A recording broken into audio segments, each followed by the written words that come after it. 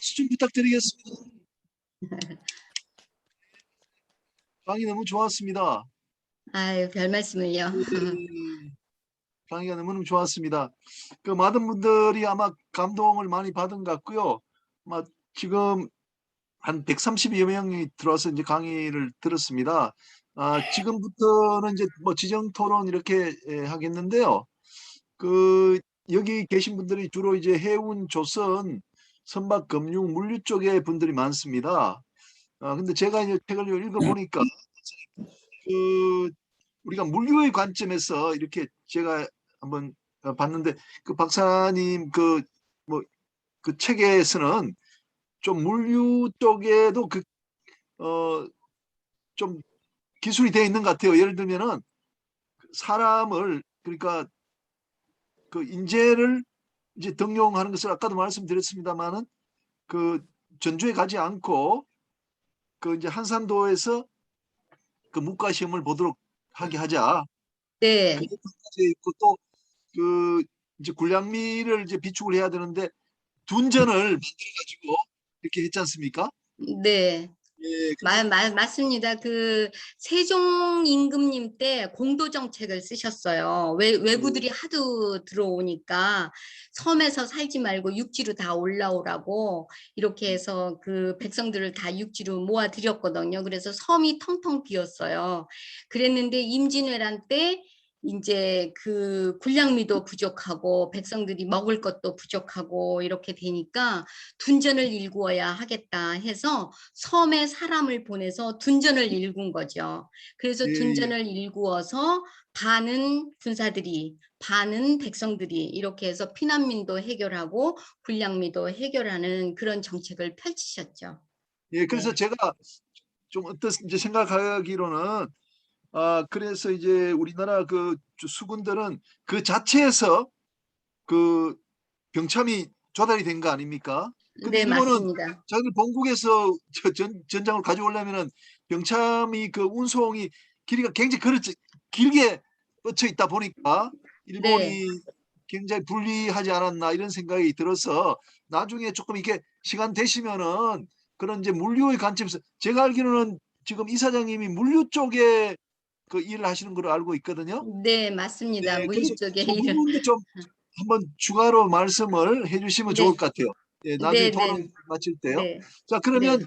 지금부터 이제 토론을 하겠는데, 안강은 대표님하고 이제 김정수 선장님, 이석행 그 사장님 그렇게 하고 또 김연빈 지금 대표님도 아마 뭐 준비가 돼 있으셔서 한 네 분 정도를 지정 토론을 이렇게 하도록 하겠습니다. 안강은 대표님 혹시 지금 들어와 계시나요? 예, 들어왔습니다. 대표님 예, 계십니까? 안녕하십니까. 네, 해외 출장 국민체조법의 안녕하세요. 안광원입니다. 해외 출장 어, 잘 다녀오셨죠, 대표님?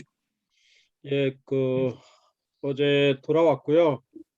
오늘 이부경 박사님 강의를 좀 직접 들어야 되겠다 그래서 지난주에는 이제 그리스에서 강의를 같이 할 수 없어서 뭐 좀 어제 서둘러 들어왔는데 어제 마침 격리를 서울에서 하고 그다음에 이제 정부에서 격리 해제를 해줘서 지금은 집하고 회사만 격리 제한국으로 있어서 지금 업무를 보고 있습니다. 어, 오늘 정말 이병 박사님께서 이순신 리더십에 대한 부분을 상당히 좋은 여러 가지 말씀을 해주셨는데 저는 이제 이순신 하면 굉장히 저 개인적으로 이렇게 이순신 장군 하면 이제 개인적으로 이렇게 연결이 많이 돼 있습니다. 제가 이순신 장군의 생가가 온양온천에 있습니다.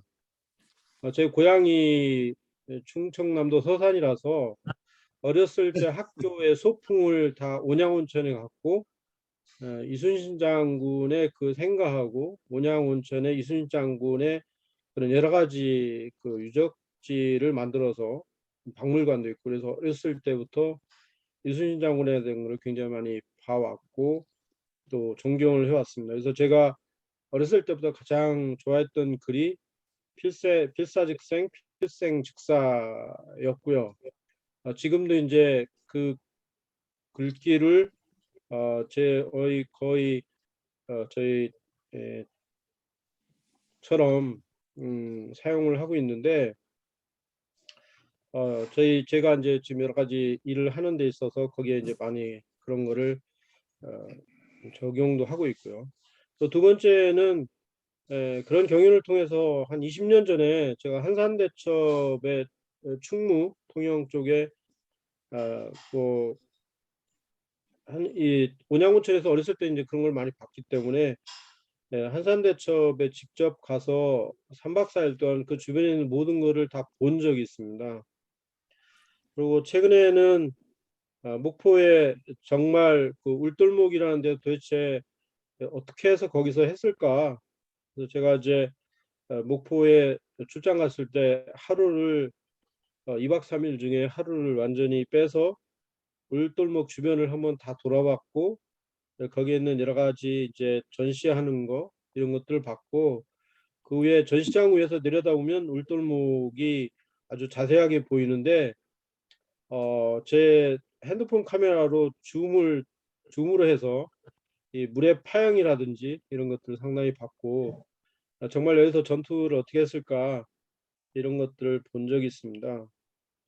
뭐 잘 아시다시피 거북선의 신화는 어떻게 보면 우리나라 임진왜를 종결시킬 수 있는 그런 여러 가지 모태가 되기도 했지만 또 거기에서 나타난 리더십은 우리가 극히 존경할 만한 분들이 굉장히 많습니다. 그렇지만 저희는 또 제가 현대에 근무하고 있는 또 경영자 입장에서 거북선의 제2의 신화가 현대 정신에 담겨져 있습니다.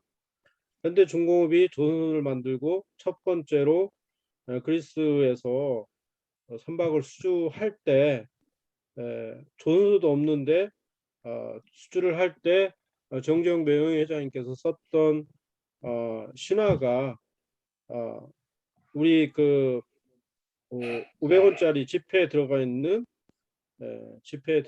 거북선을 가지고 선박을 수주한 적이 있습니다. 그게 실제적으로 제가 이번에도 이제 그리스에 중동와 그리스를 다녀왔을 때 그 밑에 이제 회장 그 우리한테 처음으로 발주했던 선주사의 사주의 아들이 지금 이제 회장을 하고 있는데 그분을 만났을 때 그런 얘기를 한 적이 있고요. 그래서 어떻게 보면 저한테는 상당히 뜻깊은 그런 연결의 이순신 장군이 있고 또 거북선이 있습니다. 지금 저는 이제 리더십에 대한 부분하고 지금 이제 포스트 코로나 연결된 그런 부분들을 많이 말씀을 해주셨는데 저는 이제 늘 보는 게 당연히 이제 리더십의 부분도 있지만 지금 현재는 상당히 어려운 경제 전쟁의 시대에 돌입하고 있습니다. 특히 코로나이기도 했고, 그다음에 이제 굉장히 2010년도부터 2014, 5년, 6, 7년까지 굉장히 어려운 시대에 있어서 특히 이제 조선해운 물류 쪽은 정말 어려운 시대에 있었을 때 우리가 또 다시 또 코로나를 맞았고 그다음에 지금 현재 이제 조금 약간 벗어나는 틈새에 있지만 제가 해외 출장을 2년 만에 딱 2년 만에 갔습니다. 1년에 230일 해외 출장 다니다가 코로나 때문에 꼼짝을 못했다가 이번에 처음으로 국가 간의 허가를 받아서 다녀왔는데 그동안 20년, 30년 동안 제가 국가를 다니면서 각종 뭐 정부라든지 동향이라든지 시장 상황을 파악했을 때 그런 상황이 너무나 달라졌다는 거죠. 지금 불과 2년 만에 모든 것들이 전 세계에 있는 상황들이 너무 달라졌다. 그 다음에 굉장히 많이 지금 각 국가 간에 정보 교류가 없음으로써 통제된 생활. 그러니까 어떻게 보면 아까도 이제 이 박사님께서 말씀하셨는데 우리 정치라든지 경제라든지 이런 부분들이 깜깜한 방 안에서 이게 불도 안 킨 상태에서 밖을 보는 그런 형태다. 그렇다는 것은 우리가 밖을 너무 모른다. 지금 세계 시장이 어떻게 돌아가 있는지 모른다. 그래서 결국은 우리 유비무환의 이 자세가 지금 과연 맞는 거냐. 그래서 여기에 대한 위기 관리 능력도 굉장히 달라져야 된다라고 이제 저는 볼 수 있는데, 사실은 이렇게 이순신 난중일을 비롯해서 여러 가지 이순신 리더십에 대한 내용들이 정말 가슴 깊이 절실히 다가왔습니다. 그 이유는 우리가 이런 시대에 이순신 장군, 이제 이순신 장군의 그 이순신의 리더십에 나타나는 것들이 지금 어떻게 보면 요약을 해보면 유비무환의 자세와 위기 관리 능력에 대한 부분들이 굉장히 뛰어났고, 솔선수범과 인간에 대한 바탕을 둔 리더십도 굉장히 돋보여진 대목입니다. 그런데 거기에 더불어서 이순신 장군의 용기와 결단은 어느 누구도 따라가지 못할 겁니다. 결국 국가를 경영하는 사람이나 기업을 경영하는 모든 사람이나 또 일반 사람들 모두가 과연 어려울 때 어느 누가 나서서 빠른 용기를 가지고 결단을 정확히 할 거냐, 이런 부분들이 굉장히 중요한데, 이런 부분들은 굉장히 뛰어난 정보 수집력과 이 활용 능력을 통해서 이순신 장군의 리더십에서 나온 것처럼 이런 부분들이 상당히 중요하다라고 봤습니다. 이순신 리더십에 보면, 또 난중길 이런 데 보면 이런 글들이 좀 있더라고요. 이날 밤바람은 몹시 싸늘하고 차가운 달빛은 낮과 같이 밝다. 잠자리에 들었으나 잠을 이루지 못하고 밤새도록 뒤척였다. 이것은 이제 난중일기에 나오는 한 대목이었었는데요. 이제 그 밖에 일본군이 쳐들어와서 많은 병력과 물자를 가지고 이제 우리를 공략했을 때, 우리는 배 12척도 없는 판옥선 가지고 대응을 했던 그런 시절, 남은 그 수많은 배에서 12척밖에 없었던 그런 시절에 이 정말 잠을 자지 못하면서 마음속에 어떻게 할지를 몰랐지만, 결국 장군은 그 용기를 가지고 좌절하지 않고 이렇게 17전 10승을 거뒀던 그런 적이 있다는 얘기죠. 근데 과연 우리는 지금 세계적인 외국 기업과 무한 경쟁을 피할 수 없는 그런 경쟁 속에 있고, 경제적인 어려움이 코로나로 해서 굉장히 많습니다만, 과연 우리가 이 언제나 늘 올바르게 이렇게 리더십을 가지고 있지 않으면, 신뢰를 가지고 있는, 신뢰를 바탕으로 한 리더십을 가지고 있지 않으면 모두가 좌절할 것이고, 저는 이번에 중동과 유럽에 가서 깜짝 놀란 일이 있습니다. 제가 이제 한국에서 코비드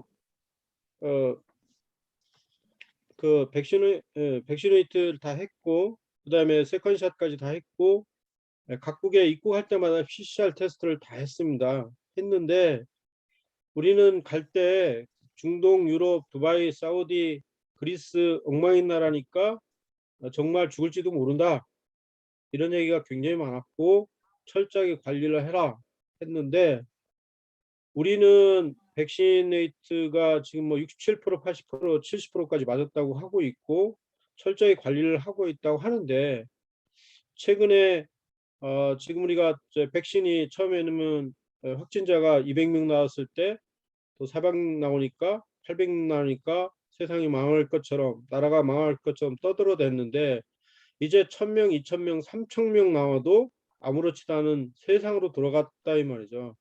근데 우리가 유리했던, 우리가 세계 최고로 백신을 잘했던 나라라고 온 동네 떠들었는데, 중동, 두바이, 유럽 가니까 거기는 전 세계 사람들이 다 모이는 나라였거든요.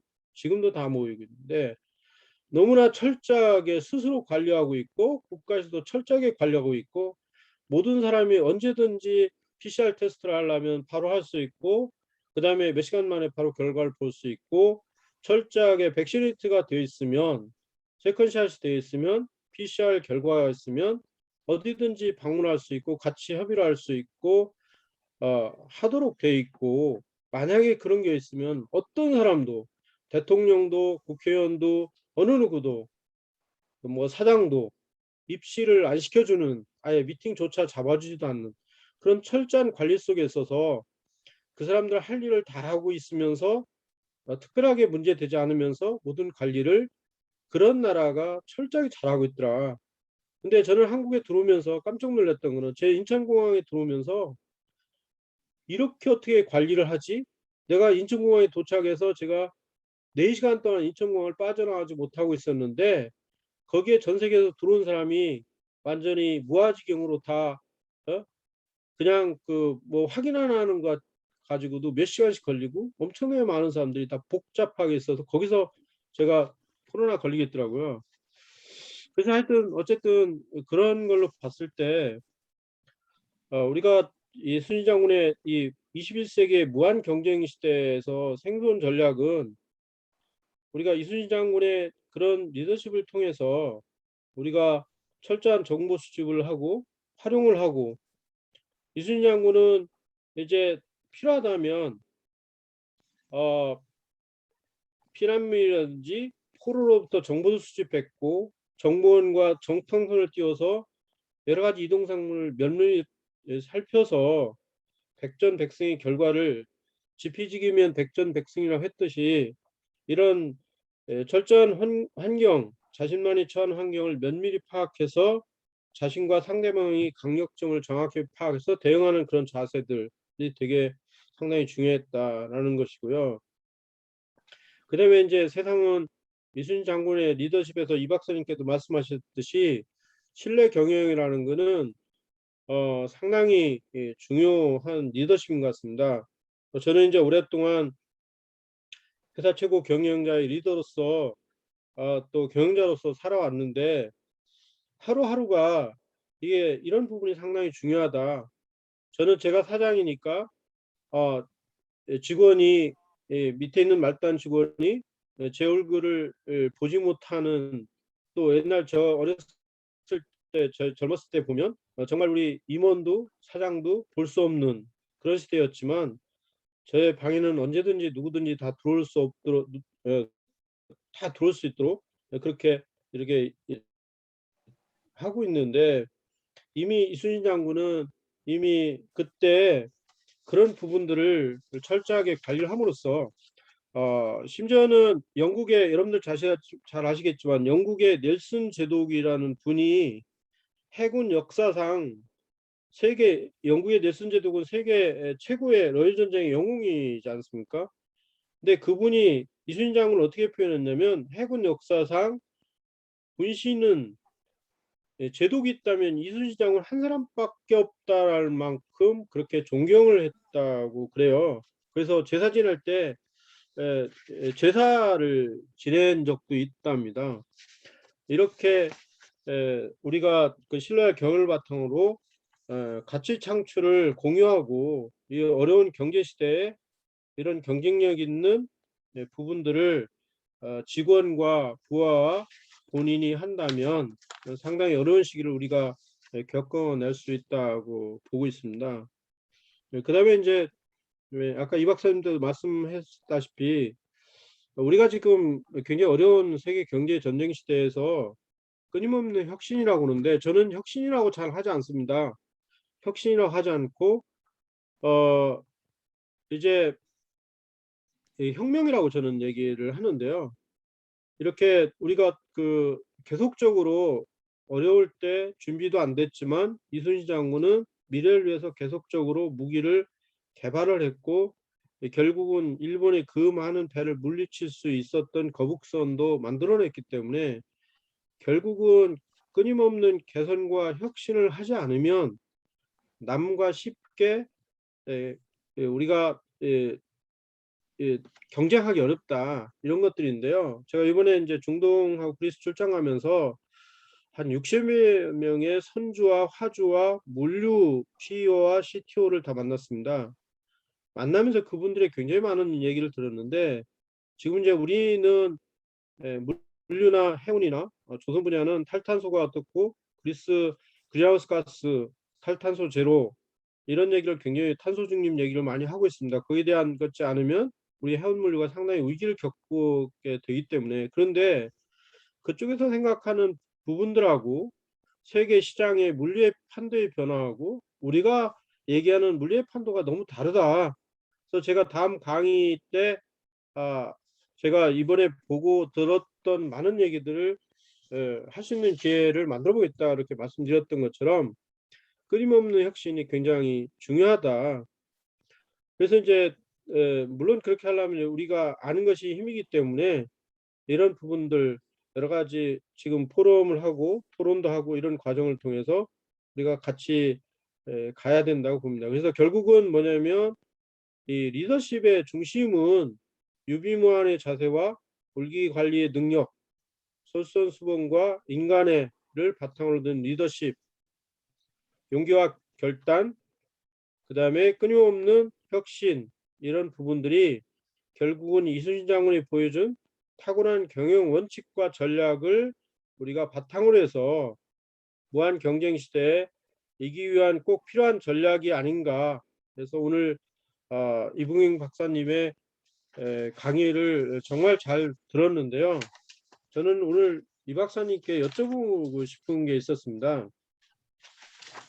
그렇다면 옛날에는 그렇게 이제 많은 이순신에 관련된 리더십에 관련된 책도 받고 저한테도 이제 그 책도 있고 그다음에 이제 최근에 봤던 책 중에 또 이제 다른 교수님이 썼던 경제 전쟁 시대 이순신을 만나다는 또 책도 있어요.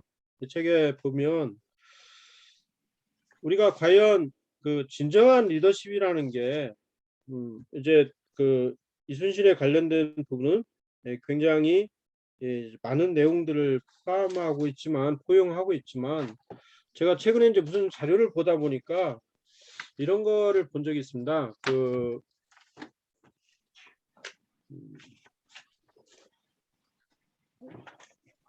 죄송합니다. 이렇게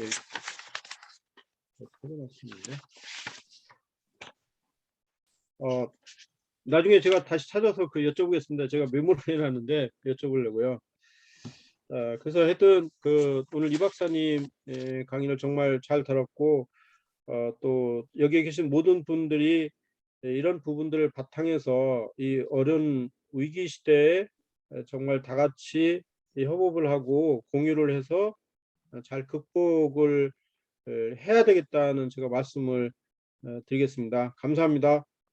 예, 안 대표님 너무 감사합니다. 이순신 리더십은 유비무환의 정신, 인간애를 바탕으로 하고 용기와 결단이 필요하다. 현재 우리가 무한 경쟁 시대에 이런 것들을 이제 반영해야 된다 이런 말씀을 해주셨고요. 대표님 너무 시간이 오래 가버리면 안 되니까 한 2주나 3주 뒤에 좀 강의하실 수 있도록 그렇게 한번 해보겠습니다. 예, 그렇게 하겠습니다. 제가 가능한 빨리 좀 좋은 말씀 예. 들으면 좋을 것 같아요. 좋은 내용들이 좀 많이 있어서 그러겠습니다. 그렇게 하겠습니다. 대표님은 항상 바쁜 일정임에도 이렇게 저희들한테 항상 좋은 내용의 말씀을 해주셔서 너무 감사드립니다. 자, 다음은 우리 선장 출신이시면서 또 해군에서 또 이순신과 관련된 이순신 장군과 관련된 또 에피소드도 있다 그러시는 우리 김정수 선장님께서 캐나다에서 또 말씀을 해주시겠습니다. 선장님 부탁드리겠습니다. 네, 반갑습니다. 어떻게 제 목소리 잘 들립니까? 예, 잘 들립니다. 네. 저는 저녁에 가게 끝나자마자 여기 지금 캐나다 토론토에 내려와 있습니다. 잠시 후에 한국에서 그 딸내 식구가 우리 예쁜 손주들 데리고 여기 공항에 도착해요. 그래서 마중차 내려왔습니다. 그래서 우리 이 근처에 살고 있는 우리 둘째 딸이 여기 살고 있어가지고 둘째 딸 집에서 지금 접속했습니다. 예. 오늘 하여간 우리 이부경 이사님 말씀 잘 들었고요. 진짜 제가 이부경 이사님 그 유튜브에 여러 가지 영상이 올라 있는 걸 거의 다 봤습니다. 다 봤고 아주 훌륭하시고 참 멋진 사업가시네요. 감사합니다. 개인적으로는 장보고 대사께서 좀 세민하실 것 같아요. 왜냐하면 이순신만 사랑하시는 것 같아요. 사실은 우리 해양대학은 우리 장보고에 몰입이 되어 있습니다. 해군사관학교는 이순신, 우리 해양대학은 우린 장보고 그래서 저도 장보고 연구회의 소속이었는데 하여간에 오늘 참 좋은 말씀. 특히 요새 일본의 그 기시다 후미오 총재가 이제 총재로 됐는데 이 사람들 전부 이 사람이 이제 아베 동생이죠. 그래서 이 사람들이 전부 그 도요토미 히데요시의 정신을 갖고 있는 사람이어서 우리는 정말 이 시대에 이순신 장군이 필요한 시대를 진짜 만난 것 같습니다. 그래서 오늘 참 그 역사 교훈 리더십에 대해서 참 많은 걸 배우고 참 감사합니다. 저는 1989년부터 서울에서 해운에서 다니다가 89년부터 96년 캐나다에 올 때까지 근 6년간을 바로 통영 도남동에서 모터보드 제작소 공장을 갖다가 차려가지고 보트 제작을 하고 그 엔진 판매 선액이라고 그러죠. 그 판매 수리도 하면서 거기서 만난 세 분의 일화를 소개할까 합니다. 왜냐하면 이분들은 이순신 장군 없었으면은 얘기가 안 되는 그 세 분들입니다. 그래서 제가 그 일화가 이순신 하면은 항상 머릿속에 이분들이 생각이 나서 제가 말씀드립니다. 첫 번째 에피소드는 1991년 여름이었죠. 그때 한국해양소년단을 설립하신 우리 한국해대 17기 선배신 그 김열리 사무총장이 갑자기 저를 서울로 올라오라 그래가지고 보통 때 저랑 친교가 있어가지고 그래서 올라갔더니만 갈 곳이 있다고 그래서 무조건 이제 같이 차를 타고 그리고 갔는데 간 곳이 어디냐면 옛날 전두환 시절 그 정부의 아주 실세였죠. 그 허문도 전 정무수석의 오피스텔이었습니다. 그래서 그 오피스텔에 들어가니까 이분 아주 뭐 일본에서 공부를 많이 하신 분이어가지고 뭐 책이 뭐 어마어마하게 꽉 차 있더만요. 그래서 하여튼 그분을 만나 뵙고 그분이 다음 해 1992년에 이제 그때 선거구 이분이 원래 고성분이신데 충무 고성 거제가 선거구였어요 그때. 그때 그래서 거기에 이제 국회의원 출마하신다고 우리 해양소연단이 자기를 좀 도와줬으면 좋겠다고 그래서 총장하고 저희가 어떤 식으로 도와드릴 수가 있겠습니까? 이렇게 왜냐하면 우리 해양소연단은 그 허문도 씨한테 그 진 빚이 있습니다. 옛날 1984년에 해양소년단 연맹 육성에 관한 법률을 갖다가 그분이 주도가 돼가지고 만들어가지고 그때 해양소년단이 거의 해체하고서 막 다시 또 일어서려는 무렵이었는데 그분 도움으로 해서 관악구에 10층짜리 건물도 빌딩 큰 것도 생기고 하여튼 재정이 탄탄해졌죠. 그리고 그 법률이 워낙 강력한 법률이어가지고 해양소연단의 그 기틀이 된 그런 법률입니다. 하여간 그분이 그래서 이번에는 해양소연단이 자기를 좀 도와달라고 그래가지고선 말씀 들어보니까 선거구와 똑같이 충무, 고성, 거제 세 개를 갖다가 한 대 묶어가지고 해양소연단 그땐 해양소연단 연맹이 그 지금 경상남부 해양소연단이라고 불렀는데 그때 당시에는 경남 서부의 그 진주의 해양소연단만 있었습니다. 그래서 저희가 충무, 고성, 거제를 묶어가지고 해양소연단을 발족을 해서 자기를 좀 외곽 지원을 좀 해줬으면 좋겠다 해서 하면서 하여튼 저한테 거마비를 좀 건네주시더라고요. 그래서 하여튼 알겠습니다 했지만 결과적으로 저희는 그분 말씀대로 저희도 필요해서 그 지역을 묶어서 창단을 했습니다만은 그분 말씀대로 저희가 그분의 외곽 그 기구로서 역할은 전혀 하지 않았고 할 수도 없었고 저희는 하여튼 창단까지만 했던 그 일화를 소개시켜 드리는 건데요. 저는 이제 부연맹장으로 해가지고 그걸 갖다가 창단을 갖다가 쭉 지휘했었는데 그때 당시에 초대 연맹장을 모시는 게 쉽지가 않았었어요. 그래서 이분 저분 막 올렸는데 나중에 그 허문도 씨께서 한 분을 추천을 해주셨는데 공성욱 공이셨습니다. 그분은 지역에서 그 옛날에는 그 목욕탕 하시는 분들이 지역 유지가 많았어요. 그 지방에 내려가면. 그래서 이분도 충무 목욕탕 등 그 아주 재력도 있으시고 지역 유지셨고, 제가 오늘 이분을 말씀드리는 거는 그 충무에 가면 남망산이라고 있습니다. 그 남망산 정상에 그 이순신 장군 동상이 있습니다. 1953년도에 그 설립이 된 동상인데, 이분은 평생 그 아침 6시 되면은 그 동상에 올라가가지고 예를 드리는 걸로 지역사회에서 아주 유명하신 분이셨어요. 그래서 이분은 이순신이 정말 정신적인 지주로 정말 이분은 정치색이라고는 하나도 없는 분이셨고 아주 덕망이 있으신 분이셔서 저희가 초대 해양소년단 충무 고성 거제 연맹의 연맹장으로 모셨다는 거, 제가 이분을 지금도 다시 또 그 훌륭한 그 인품을 생각하면서 이 인품이 진짜 이분을 진짜 이순신한테서 배웠구나. 우리가 이분을 우리는 이순신 주교라고 우리가 불렀습니다. 그래서 그 정도로 이순신 장군을 갖다가 흠모하는 그런 분이셨습니다. 그래서 일단은 1화가 끝났고 2화는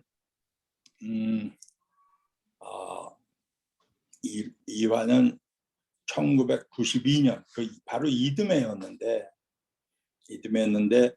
여러분도 아실 겁니다. 1989년도 김영삼 대통령 그 국무총리실 직속으로 해군에서 창단된 충무공 유물 탐사단이라고 있습니다.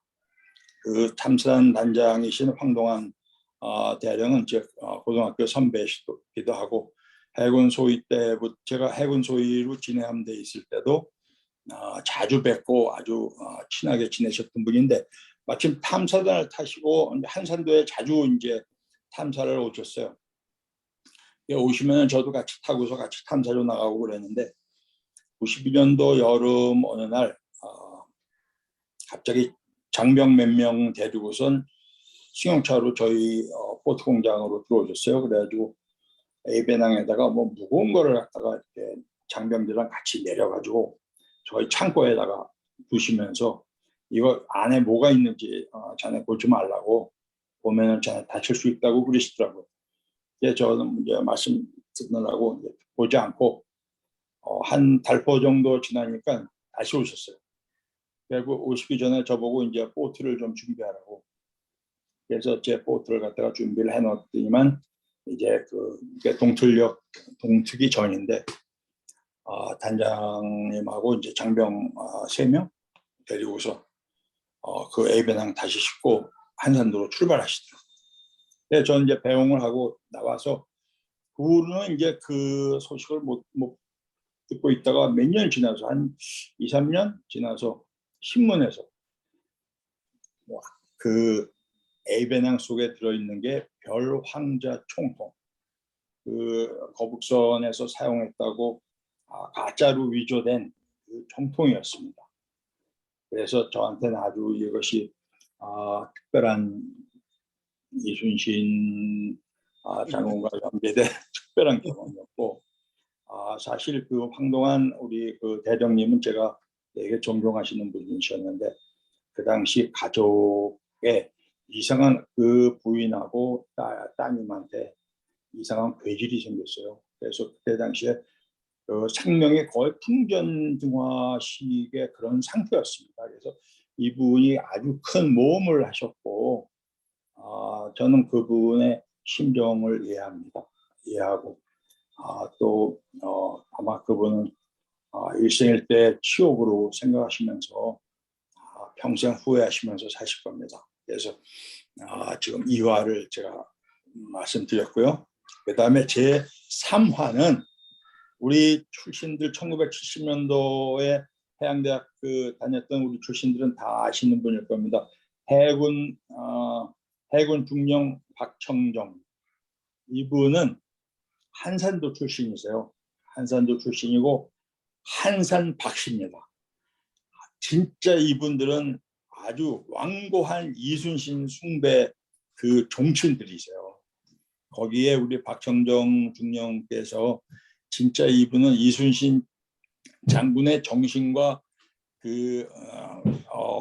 이 모습 벌써 태도가 달라요. 태도가 완전히 그 장군의 그 절도된 그 태도로 일관하시는데 이분이 제가 있는 동안에 이제 해양대학 하고 회사에서 이제 교수직 하시다가 내려오셔가지고 계속 선거에 나가셔가지고 나갈 때마다 지금 계속 그 낙마를 하세요. 지금 그래서 어저께 아마 자료 정리하면서 제가 한번 이분의 낙마 그 히스토리 쭉 보니까 한 작년인가 재작년에도 뭐 하나 또 나가셨더라고요. 그래가지고 총 한 15번 정도 이렇게 낙마하신 걸로 계속 자료가 나오시더라고요. 근데 이분의 낭만하시더라도 절대 기죽지 않고 진짜 오늘 그 이부경 이사장님이 그 이순신 장군의 리더십에 대해서 쭉 말씀하셨는데 박청정 중령 같이 15번 낙마를 했는데도 한 번도 기죽는 꼴을 제가 못 봤어요. 진짜 씩씩하시고 진짜 절대 남한테 꿀리지 않고 기죽지 않는 거 이런 거 제가 그 박청정 중령 모시고 그 우리 경상 우수영이죠. 경상 우수영에 그 속한 많은 그 유인도들을 그 유세차 다녔는데 다니면서 하여튼 그 좋은 경험도 하고 그 섬이 이순신 장군의 수군이 있었던 그 지역들 아니겠는가 하고 색다르게 느끼면서 다녔던 그런 기억이 있는데 근데 아쉬운 거는 그때 허문도 그 정무수석하고도 같이 다니고 그랬었는데 박청정 씨보다는 허문도 씨가 훨씬 인기가 많더라고요. 섬에 갔는데도 그 옛날에 그런 걸 느꼈었어요. 약간 오늘 이부경 이사장님의 말씀 잘 들었고 앞으로 이순신 절대 진짜 일본을 향해서 더욱 우리가 많은 공부를 해야 될 인물이라고 생각합니다. 끝으로 우리 고 김현리 사무총장님하고 또 허문도 씨도 5년 전에 돌아가셨죠. 두 분의 명복을 빌겠습니다.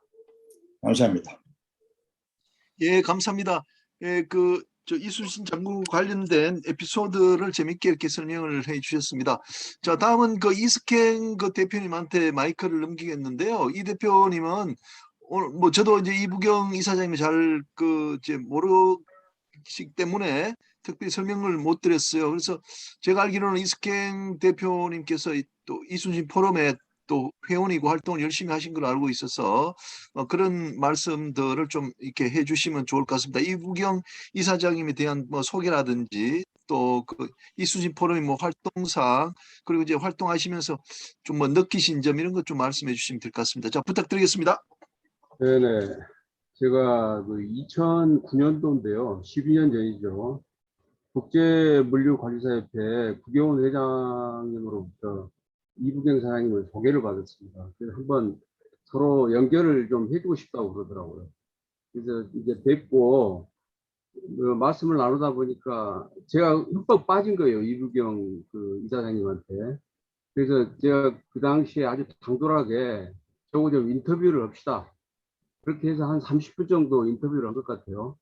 근데 말씀을 들어보니까 사실 그 공대를 졸업을 하시고 일본 마쓰시다에서 한 10년간 근무를 하신 후에 그 다음에 한국에 들어와서 우리나라 최초로 RFID 그 전자칩이죠. 그 비즈니스를 하셨다고 그러더라고요. 근데 그 비즈니스를 하시다가 이제 회사가 잘 안 되고 굉장히 어려움을 겪었을 때 그 불멸의 이순신이라는 그 드라마를 보고서 이 이순신 사랑에 흠뻑 빠졌다는 또 말씀하시더라고요. 그래서 이제 그 이후로 계속 이부경 이사장님이 주도하는 파워 리더십 버스에 이제 타가지고 이 격전지, 한산대첩, 뭐 명랑대첩, 노량대첩, 칠천량 해전 이런 격전지들을 이 버스를 타고 이제 방문하는 어떤 기회를 갖게 됐죠. 그러면서 과거에 우리가 초등학교 때 배웠던 이순신 장군에 대한 그 스토리가 아닌 리얼한 어떤 이순신 이 장군에 대한 것을 이제 알게 되고, 그러면서 저도 모르게 빠져들게 된 것 같아요. 그래서 이제 초창기에 또 이순신 포럼을 창설을 하셔가지고, 사단법인 창설을 하셔가지고 해오시면서 많은 어려움이 있었죠. 그때마다 제가 이제 미래가 남아 도와드리려고 많이 노력을 했었고, 또 그런 과정에 이순신 센터 또 건립 문제도 나오고 해가지고, 그 문제는 아직 숙제로 지금 못 풀고 계신 것 같은데, 그러면서 같이 좀 그런 좀 풀어보려고 그렇게 노력을 해왔습니다. 그런데 2년 동안 이 코로나 상황 때문에 지금 어떤 활동을 좀 못 하고 계신 것 같아서 좀 안타깝습니다. 하여튼 이와 관련해서 우리 이부경 이사장님이 직접 이순신 어떤 파워 리더십 버스를 운영하시게 된 배경이라든가, 어떻게 이순신 사업을 하시게 됐는지 그 배경에 대해서 설명을 하시고, 그다음에 이순신 포럼을 또 어떤 배경으로 또 창설을 하게 됐고, 그다음에 마지막으로 과연 이제 이순신 센터, 물론 아산 혈중사가 있지만 제가 볼 때는 그 명복장 앞이 그분이 태어난 곳으로 알고 있는데, 서울 한복판에 적어도 그 이순신 센터가 하나 건립이 돼야 되는 게 아니겠는가.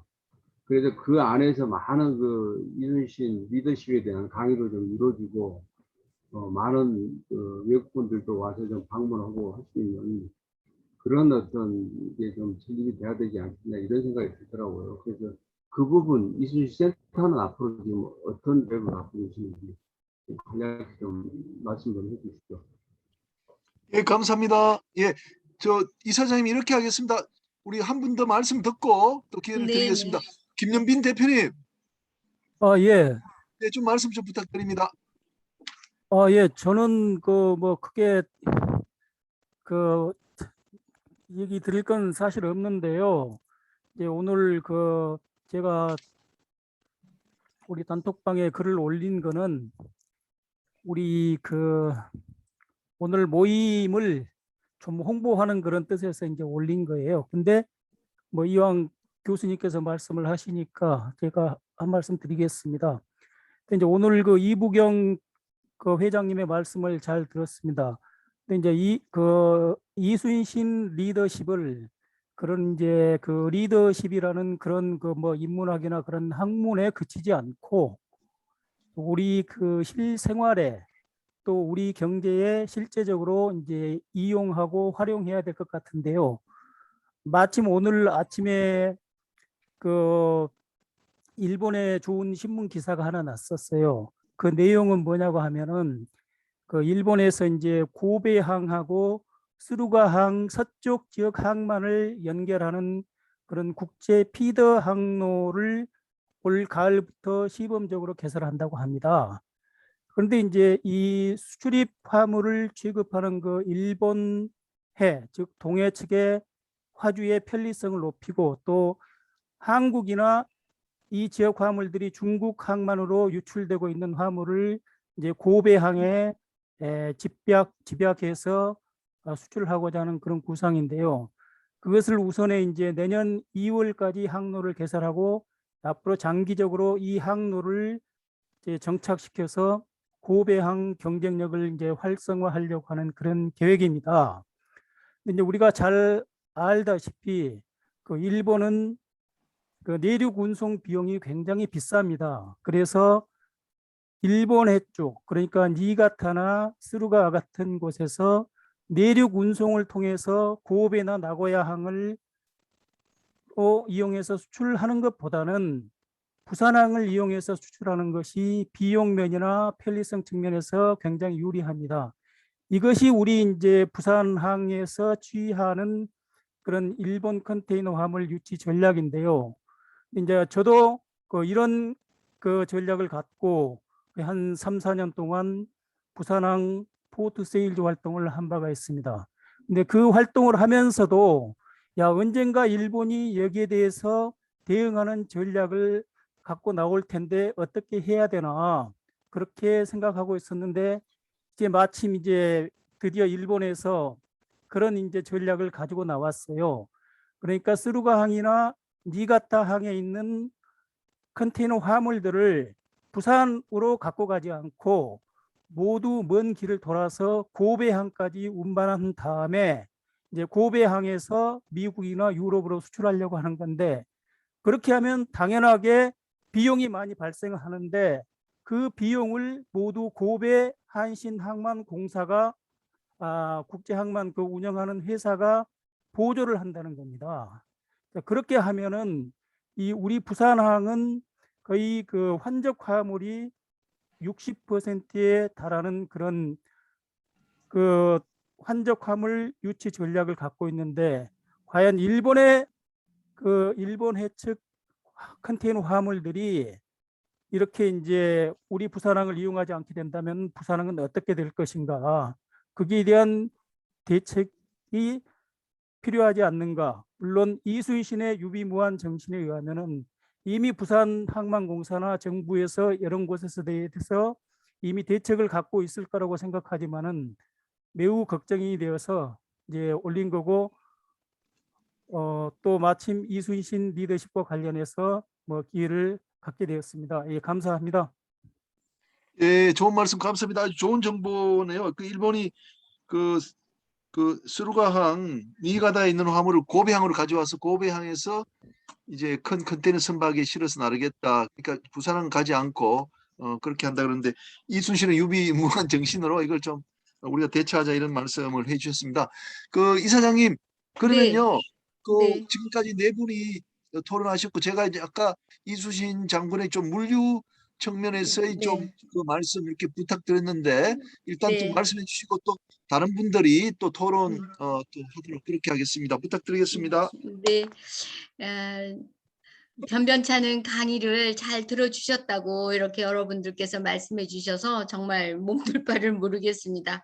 부끄럽습니다. 우리가 이순신을 너무 피상적으로만 알고 있는 경향이 있어요. 그래서 좀 바로잡을 것도 하나 있는 것 같아서 바로 잡아 드리겠습니다. 이순신 장군은 원래 서울에서 태어나셨어요. 생가터는 어디냐 하면 명보극장 앞에 있어요. 을지로 3가 역에서 내려서 바로 있거든요. 그래서 서울 인현동에 살았다. 옛날에는 건천동이라고 그랬죠. 그리고 12~13살쯤 돼서 아산으로 내려갔어요. 아산은 외할머니 초계변 씨의 고향입니다. 변씨 집성촌이 있거든요. 아산 현충사 있는 곳에. 그래서 이순신 장군은 어린 시절을 아산에서 보냈습니다. 그래서 호연지기를 기르고 또 활쏘기를 하고 큰 꿈을 기른 곳이 바로 아산입니다. 그래서 아산 하면은 우리가 이순신 장군 떠올리는데, 고향은 고향이지만 생가터만큼은 서울 중구 을지로 3가 인현동에 있다는 것을 바로 잡습니다. 그리고 이제 아까 물류에 대해서 말씀을 하셨는데, 대개 보면은 해군 영국의 넬슨 제독도 에리자베스 여왕이 전부 군인도 뽑아주고 물류도 해주고 무기도 만들어주고 전부 다 이렇게 나라에서 국방비를 지원해줘서 그래서 나가서 싸운 거죠. 그런데 이순신 장군은 그럴 여유가 있는 조선에서 태어난 게 아니에요. 정말 하나서부터 10까지 전부 자기 손으로 이 만들고 준비하고 그리고 싸우고 이렇게 해야 되는 그런 입장이었거든요. 그래서 이 병참에 대해서만큼은 이순신이 전적으로 자기가 알아서 하는 그런 거였죠. 아까 둔전에 대해서도 얘기가 나왔지만 군량미도 자기 스스로 준비해야 됐고 판옥선도 자기 스스로 만들어야 됐었어요. 그래서 그 삼도 수군 통제사라고 하면 경상도, 전라도, 충청도 그렇게 세 군데의 수사들을 대표하는 삼도 수군 통제사잖아요. 그래서 각 그 수사들에게 그 군선을 만들려고 얘기를 해서 또 그런 것도 만들고, 그 다음에 무기도 거북선도 그렇게 만들어서 스스로 첨단 무기를 개발하게 되고, 그리고 총통, 정철 총통 같은 것도 만들고, 그 다음에 임진왜란 때 물론 해군에 속한 거는 아니지만 비격 진천내라고 지금 오늘날 수류탄에 비슷한 비격 진천내도 이렇게 개발하게 되고, 그래서 무기 개발도 그렇게 만드는 그런 병참에 대해서 전부 준비를 하셨다는 거. 그다음에 그 전쟁이 없을 때에는 군사들이 해조류라든지 고기를 잡는다든지 뭐 이런 것들의 그런 경제 활동을 하고, 또 여러 가지 그런 그 군수물자를 만들기 위한 그런 노력들을 아낌없이 했었어요. 본인 자신도 미역을 따러 같이 들어가서 미역을 오늘 뭐 52동을 땄다, 띠프를 무슨 뭐 몇 개를 만들었다, 또 무씨를 2대 5홉을 심었다, 뭐 이런 활동들을 부하들하고 같이 했거든요.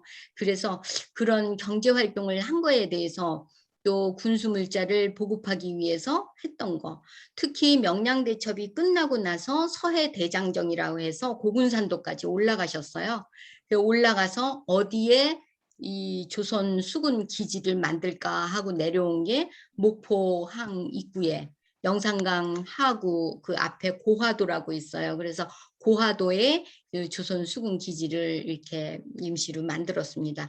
그럴 때 했던 것이 해로 통행첩이다 이렇게 해가지고 외적의 벤지, 또 세작성, 간첩의 벤지, 또 우리 선량한 시민 그 백성들의 벤지 모르니까 작은 배는 쌀 한 말, 큰 중간 배는 한 가마, 또 큰 배는 10가마 뭐 이런 식으로 해서 군량미를 그렇게 모으고, 그래서 어떤 면에서 보면 군인이라기보다는 CEO라는 경세가 측면이 굉장히 많이 돋보이는 그런 경영 방식, 군영 방식을 취하셨거든요. 그래서 그런 것들을 말씀드릴 수가 있어요.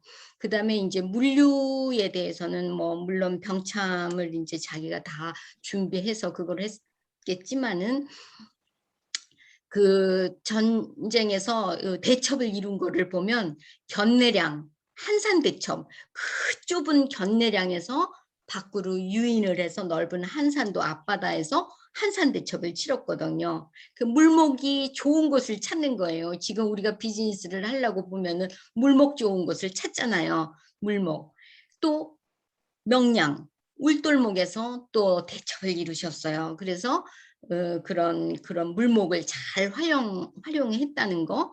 그 다음에 노량도 굉장히 좁은 물목이거든요. 지금 남해대교가 2개나 지금 만들어져 있는데 그 노량, 그래서 량이에요. 견내량, 노량, 명량 이렇게.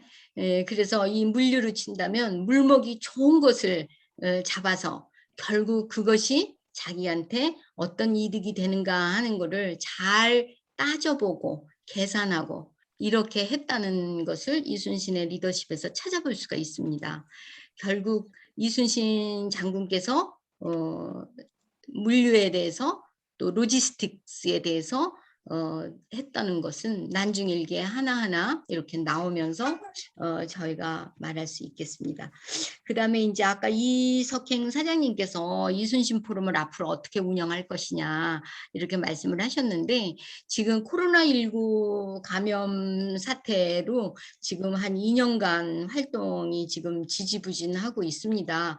뭐 버스를 운영할 수가 없으니 당연히 전적지 답사를 할 수가 없고, 그다음에 20명 이상 뭐 모일 수도 없고, 이렇게 해서 또 CEO 아카데미도 할 수 없는 이런 상황이라서 참 안타깝지만, 앞으로 코로나19가 좀 잠잠해지고 또 종식이 된다면 다시 재개해서 활동을 활발히 해 나가려고 생각하고 있습니다.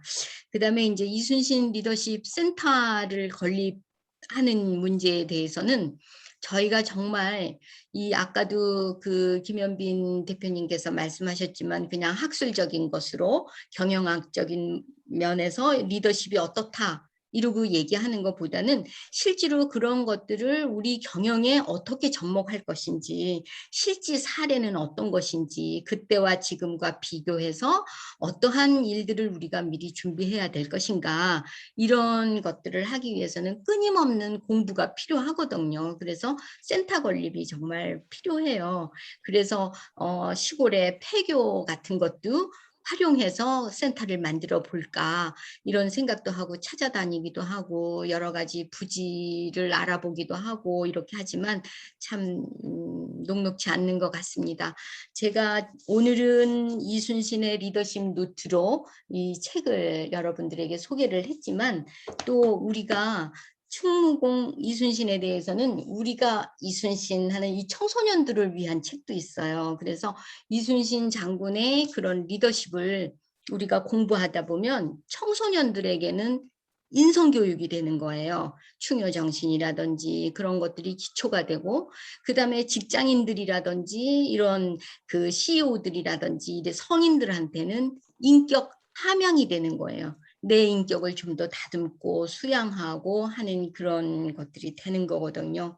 그리고 우리가 리더십을 좀 경영에 접목하고 또 이러한 그 일들을 여러 사람들과 이렇게 같이 공유하기 위해서는 뭐 정말 독서 클럽이라든지 이순신에 대한 그런 많은 그런 그 활동이 필요한데, 그러려면 센터가 좀 건립되었으면 좋겠다 하는 그런 그 목표를 가지고 있습니다. 지금은 많은 분들이 좀 지원해 주시고 도와주시고 이렇게 해야 되는데, 저희가 문체부에 소속돼 있는 그 비영리 단체로 되어 있는 사단법인이거든요. 그러다 보니까 특별한 그런 어떤 그 경제 활동을 할 수가 없고 사업을 할 수 없는 그런 것도 있긴 하지만, 그래도 이순신 장군의 그런 어떤 정신으로 저희가 힘껏 헤쳐나가 보도록 그렇게 노력을 해 보려고 합니다. 이상 답변에 대해서 말씀을 드렸습니다. 네. 예, 감사합니다. 이사장님. 참 더 잘 됐으면 좋겠습니다. 우리 여기 바다 저자 전문가 모임의 회원들도 많이 돕도록 그렇게 하겠습니다. 굉장히 숭고한 뜻을 갖고 네. 계신 것 같습니다. 자, 다음은 여기 그 채팅창에 권호인 우리 네. 대표님 네. 질문이 있고, 그래서 권호인 대표님도 지금 마이크로 말씀하실 수 있으시죠? 그리고 이승은 우리 교수님도 뭐 글을 네. 네. 남기셨고, 네. 네. 또 유찬열 지금 그 사장님도 아마 질문하실 내용이 있는 것 같습니다. 그래서 네. 권호인 대표님 들리시나요? 나가셨나? 여기 글을 남기셨는데.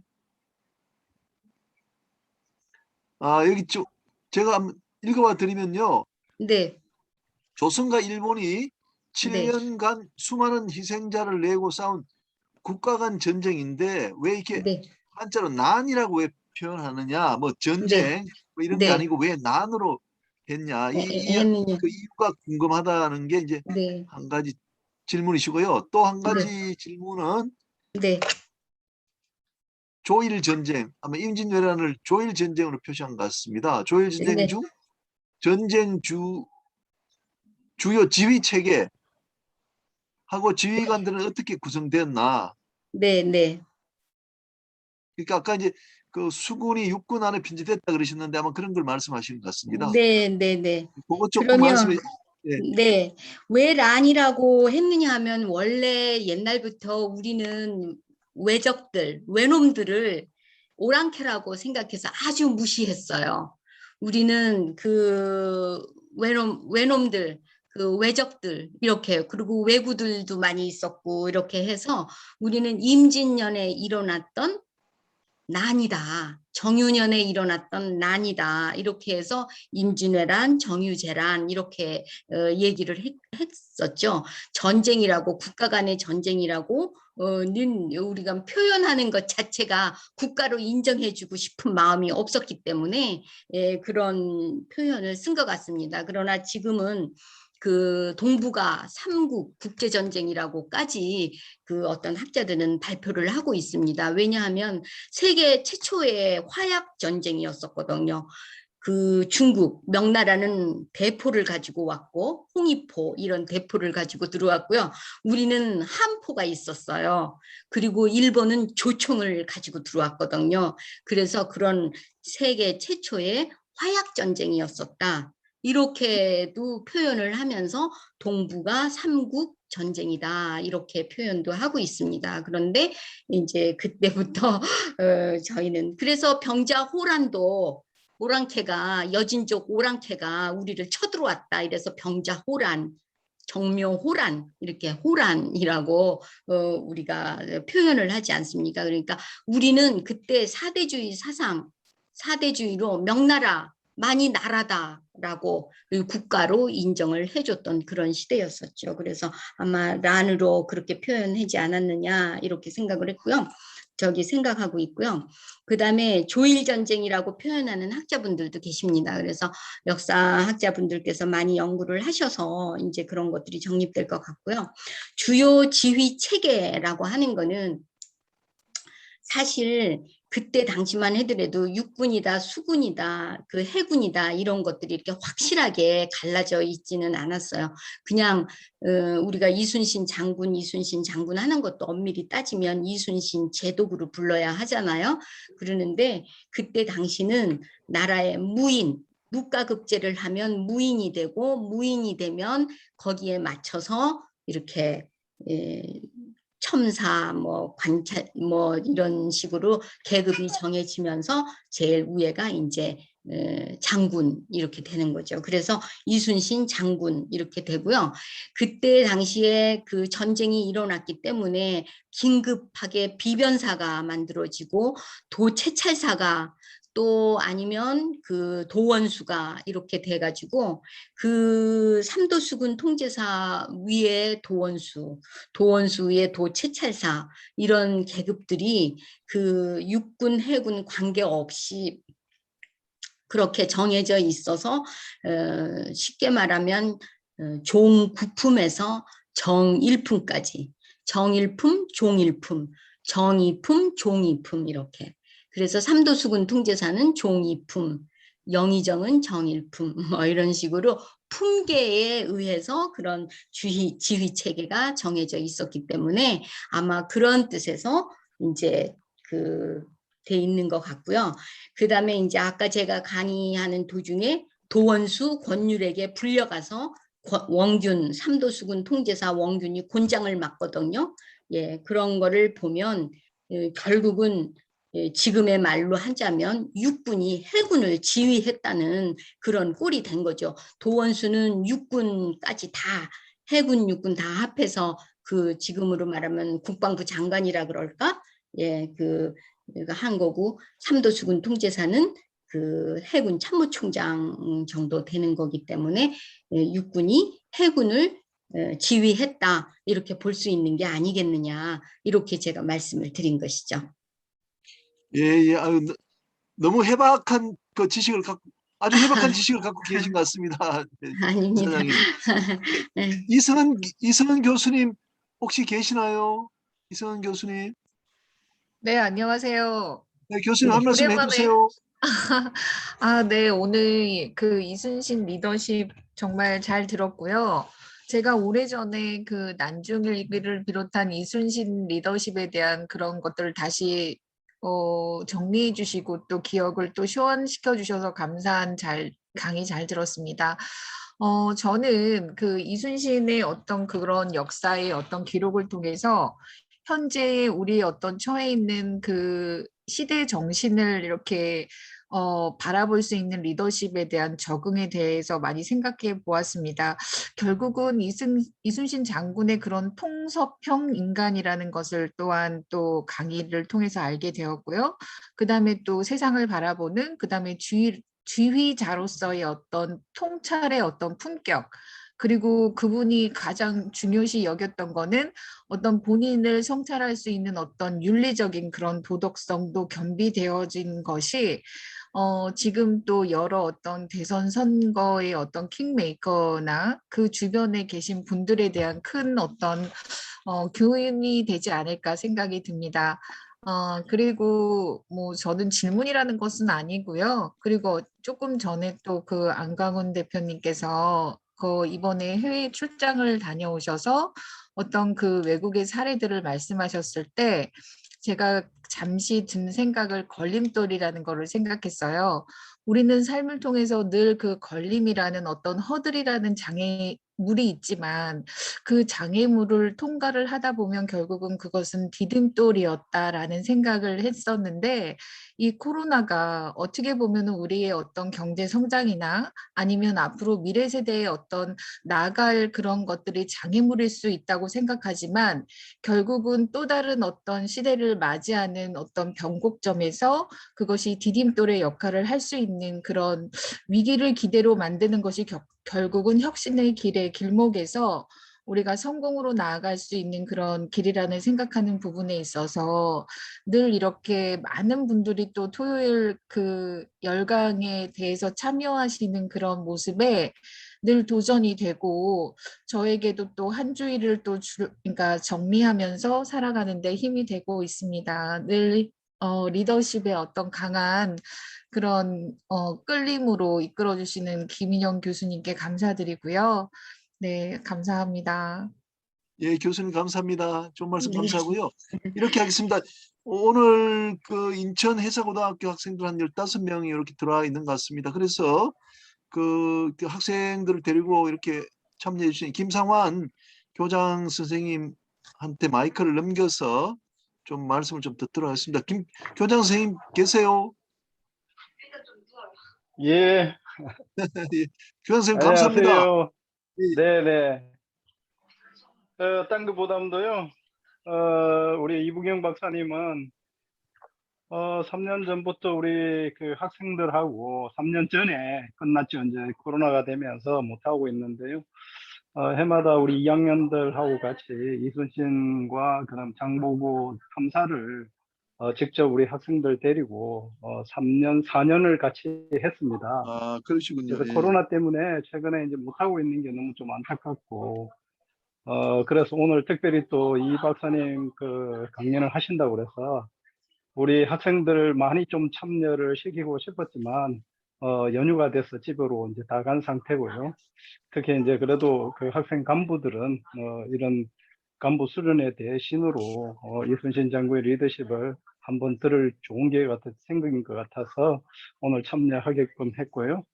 앞으로 기회가 된다면 뭐 우리 학생들이 좋은 특강에 있을 때마다 늘 같이는 못하지만 한 번씩 돌아서 또 우리 학생들 수준에 좀 맞지 않는 것도 있기 때문에 우리 학생들 수준을 감안을 해서 또 참여를 시켰으면 좋겠다는 그런 생각이 들고요. 빨리 코로나가 이제 나아져서 우리 학생들하고 또 이 박사님하고 제가 기억에 남는 거는 3년 전에 이제 벽화진에서 이순신 장군의 명연설을 우리 학생들이 같이 하면서 하는 게 기억이 많이 나거든요. 그래서 아마 그런 것들이 우리 학생들 인성 교육에 정말 많은 도움이 될 것 같고요.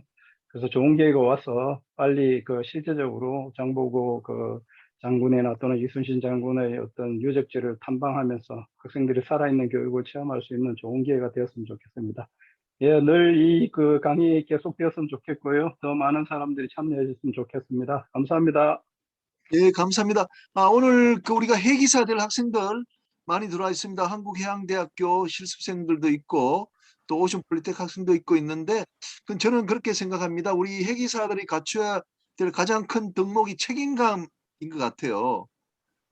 우리가 그 위험한 그 바다에 나가고 또 선주로부터 배를 맡아서 또 운항을 해줘야 되고 화주의 화물을 맡아서 안전하게 목적지까지 갖다 줘야 되는 그런 이제 중차대한 임무를 수행하기 위해서는 누구보다도 책임감이 있어야 될 것 같아요. 책임감이. 그래서 이순신 장군이 하신 거는 그 맡으신 직책에 따른 강한 책임감이 이제 발로된 거라 저는 그렇게 생각하거든요. 그래서 오늘 학생들한테도 이순신 장군의 그 리더십이 크게 뭐 도움이 됐을 거라고 이제 생각이 듭니다. 자, 그러면은 이제 뭐 한 10분 정도 또 시간이 있으니까 좀 말씀해 주실 분 있으시면은 예, 말씀을 해 주시면 좋겠습니다.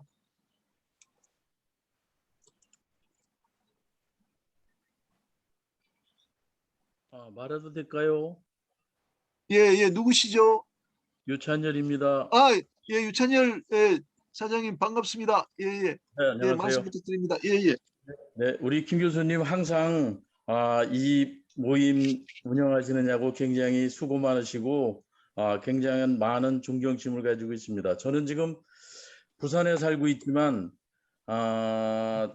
저기 전라도 목포 쪽에 그 출장을 온 김에 오늘 전라 우수영도 다시 둘러보고 또 이순신 장군이 돌아가시고 난 다음에 가묘장 그 노량해전에서 돌아가시고 가묘를 쓰셨던 장소 거기서 훈련을 시키고 노량해전을 참전하고 오는 그 비금동가 거기를 다녀왔습니다. 그리고 저도 원래 우리 이순신 장군을 많이 존경을 해서 아들이 하나 있는데 이순신 신자를 써서 유신이라고 그랬고 그러니까 하나를 더 낳는다고 그러면 유순이라고 그랬는데 유순까지는 하나뿐이 못 낳는 바람에 못했어요.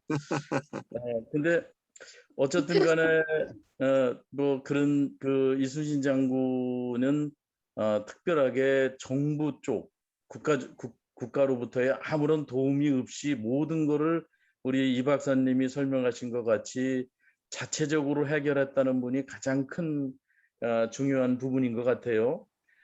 근데 그 부산에 보면 그 부산포 해전을 하고 난 다음에 충무동 로타리에 그 이충무공 영목이라는 그 꽤 큰 그 저기 모뉴먼트를 만들어서 충무동 로타리에 있던 것을 해양고등학교가 생기면서 송도 쪽으로 이전을 해 있다가 폐교가 되면서 그거를 부산의 구덕산 밑에 대신공원에 지금은 돼 있어요. 그래서 아침마다 그 아침에 집을 그쪽으로 옮겨서 그 등산을 하고 그 영무비를 한번 돌아서 그러고 출근을 하는 그런 매일 루틴을 하고 있습니다.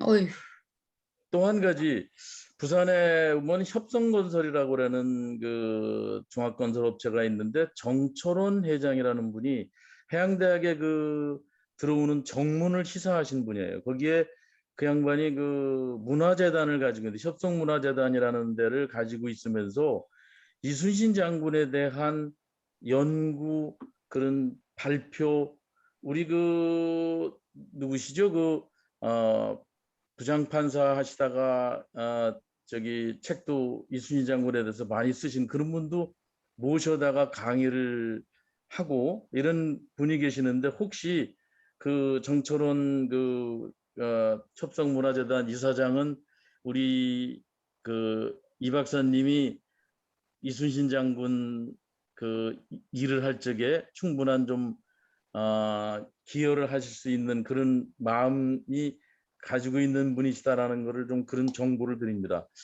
제가 우리 이 박사님한테 여쭤보려고 하는 사항은 그 우리 임진왜란 따진다고 해도 지금부터 한 500년이 채 안 되는 전에 일어났던 일이지만 그때의 그 판옥선이나 또는 그 거북선은 물론 지금 존재하지는 않고 그 흔적까지도 모형 말고는 없는 걸로 알고 있는데 그런 거를 찾는 노력도 꽤 아까 우리 김정수 선장 얘기 들어봐도 그런 노력을 했던 것 같은데 현재 그런 그 판옥선이나 그 거북선 같은 것을 찾는 노력이 있는지, 어느 정도 진행이 된 게 있는지, 뭐 그런 것이 좀 안타까워서 따지면 유럽 역사를 본다고 그러면 그렇게 오래된 것도 아닌데 그 난중일기 말고 다른 이순신 장군의 그런 직접 쓰시던 뭐 우리 괴테하우스를 가면 괴테가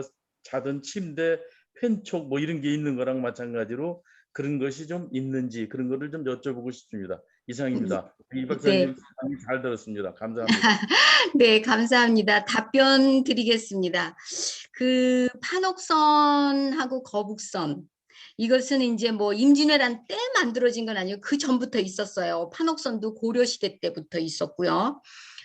그런 거를 보면 그 모형이나 그런 도면이나 이런 것들이 남아 있습니다. 근데 임진왜란 때의 그 전투 형태가 분파시키는 거네요. 분멸시키는 거거든요. 그러니까 드라마에서도 나오는 거 보면 분파하라 막 이렇게 얘기하잖아요. 그러니까 불로 태워서 없애는 거예요. 그래서 신안 유적지에서 신안 보물이 나왔을 때 그 배 모형이 나왔잖아요. 그거는 뻘에 묻혀 있었기 때문에 1300년이 지났어도 그대로 복원할 수가 있었던 거예요. 그런데 거북선이나 판옥선은 다 불태워서 없앴기 때문에 서로 그렇게 했기 때문에 그것이 지금 남아 있는 것은 없고 찾는 노력은 엄청나게 했습니다. 7000량 해협에서 혹시라도 거북선의 그런 모형이나 조각이라도 찾을 수 있을까 해서 그 바다 밑바닥을 샅샅이 뒤졌다고 하지만 없었습니다. 그 이순신 장군이 돌아가시고 인조 임금이 1644년에 처음으로 충무공 시호를 주셨어요.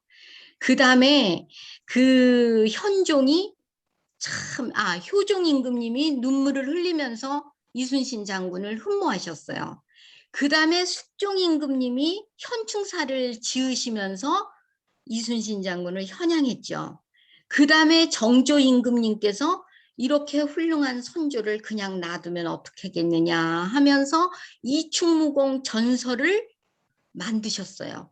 규장강의 각신들에게 명해서 이충무공 전설을 만들었는데 그 전서 안에 판옥선의 도면과 거북선의 도면이 남아 있어요. 그거가 마지막입니다.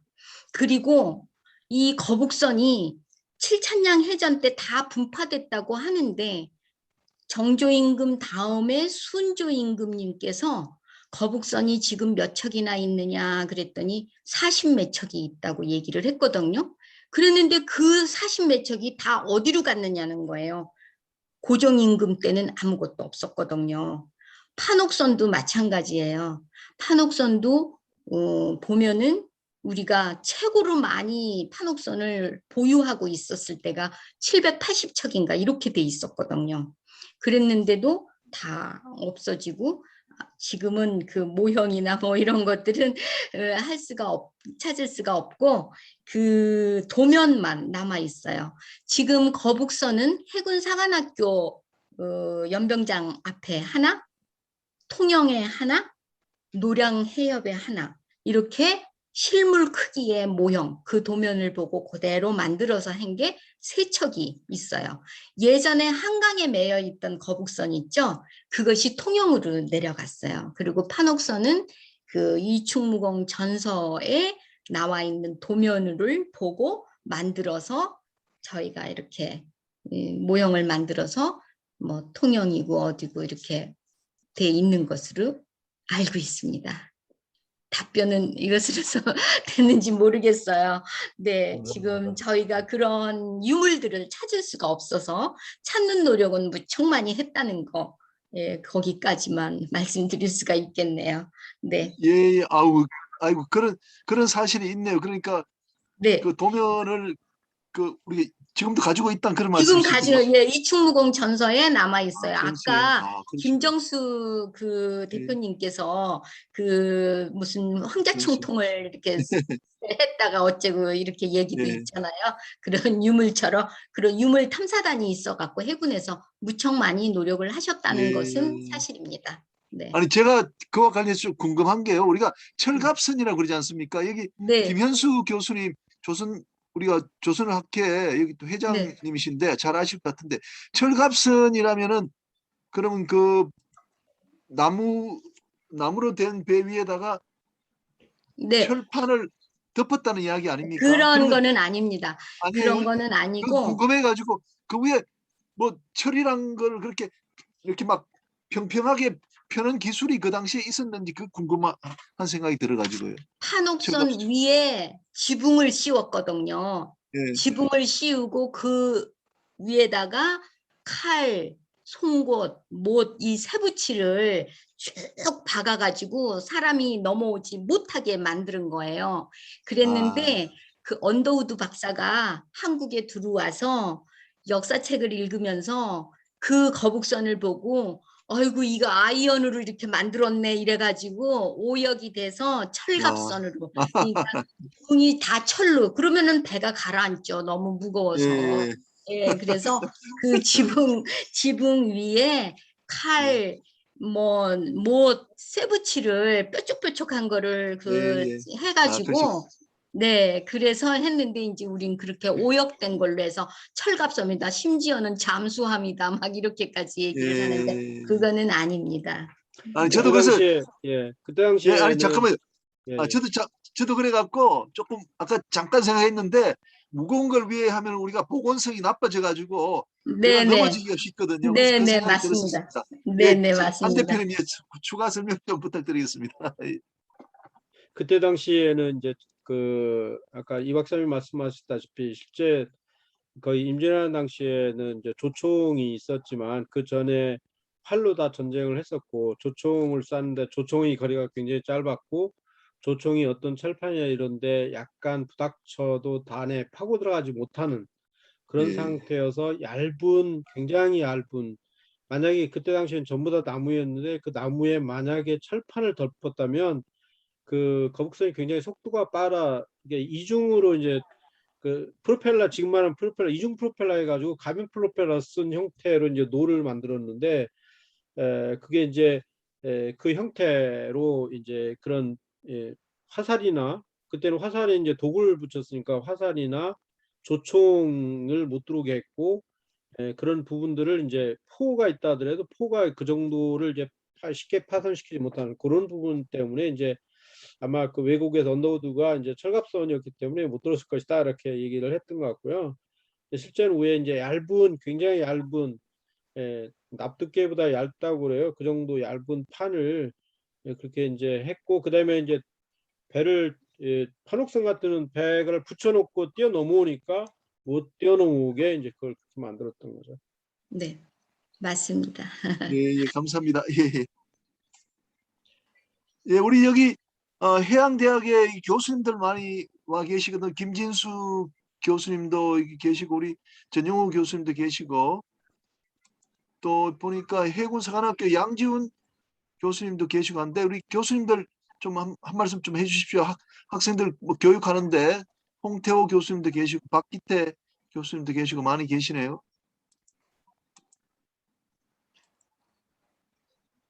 예, 한 45분쯤에 마치도록 하겠습니다. 예.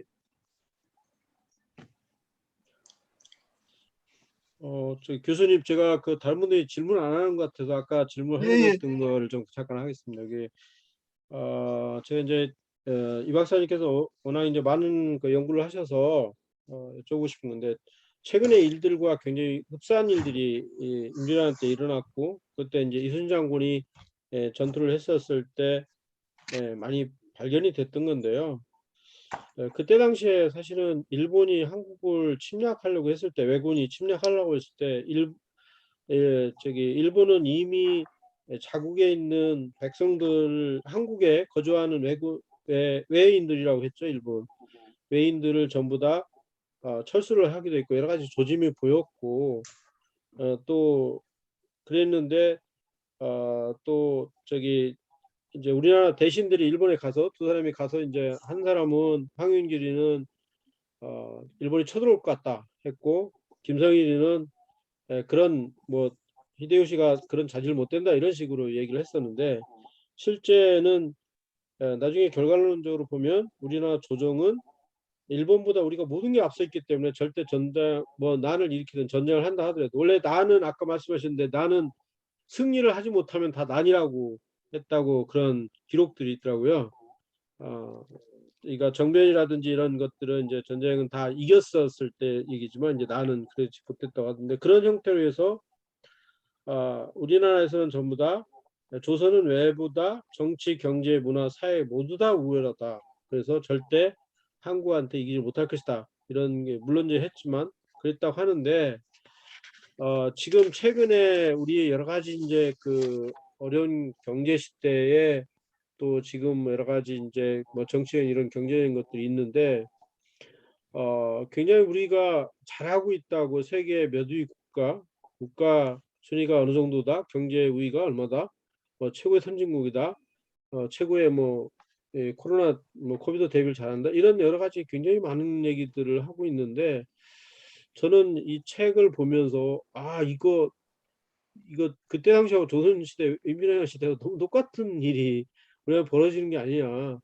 또 제가 최근에 이제 해외 출장들을 다녀오면서 이거 정말 우리가 안일한 상태에 정말 잘하고 있다고 있는 우파라는 게 아니야 이런 생각들이 많이 들던데 왜 그랬을지 그래서 결국은 이제 이순신 장군이 혼자만 어떤 책에 보면 이순신 장군이 정말 혼자 이제 고군분투한 거 아닙니까?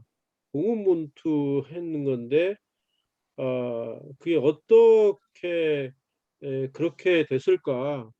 그리고 그 와중에 임진왜란 중에도 또 이제 모함하는 사람도 있었고 이런 상황이 있는데 어떻게 그분들을 정말 극복했을까라는 것들이 정말 궁금했어요, 저한테는.